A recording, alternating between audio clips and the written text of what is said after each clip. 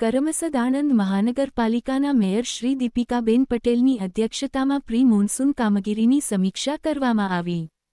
કરમસદ આણંદ મહાનગરપાલિકા ખાતે આજે મહાનગરપાલિકાના મેયર શ્રી દીપિકાબેન પટેલની અધ્યક્ષતામાં અને કસદ આણંદ મહાનગરપાલિકાના ડેપ્યુટી મેયર કમલેશ ડાભી તથા કારોબારી ચેરમેન શ્રી મયુર સુથાર તથા મહાનગરપાલિકાના નાયબ મ્યુનિસિપલ કમિશનર શ્રી એસ.કે.